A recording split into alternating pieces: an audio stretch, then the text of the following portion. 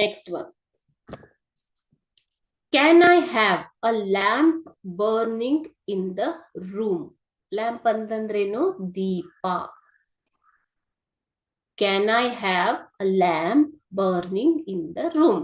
ನಾನು ಈ ರೂಮಿನಲ್ಲಿ ದೀಪವನ್ನ ಬೆಳಗಿಸಬಹುದಾ? ಕತ್ತಲೆ ಇರೋದ್ರಿಂದ ಕೇಳಿರುವಂತ ಕ್ವಶನ್ ಇದು.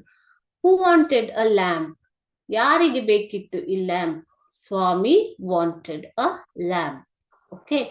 Why did he want a lamp in the room? He was afraid of darkness. ಯಾಕೆ ಆತನಿಗೆ ರೂಮಲ್ಲಿ ಲ್ಯಾಂಪ್ ಬೇಕಿತ್ತು? ಯಾಕೆ ಅಂತಂದ್ರೆ he was afraid of darkness. afraid ಅಂದ್ರೆ ಭಯ.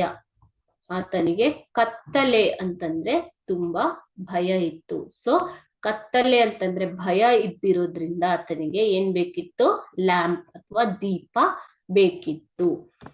Whom did he ask for the lamp? ಯಾರನ್ನ ಕೇಳ್ತಾನೆ ಆತ lamp? He asked his father for a lamp. ಯಾರನ್ನ ಕೇಳ್ತಾನೆ? ಆತನ ತಂದೆಯನ್ನ ಕೇಳ್ತಾನೆ. Can I have a lamp burning in the room? ರೂಮಲ್ಲಿ ದೀಪವನ್ನ ಬೆಳಗಿಸಿ ಇಟ್ಕೋಬಹುದಾ ಅಂತ ಯಾರನ್ನ ಕೇಳ್ತಾನೆ ಆತ? ತಂದೆಯನ್ನ ಕೇಳ್ತಾನೆ.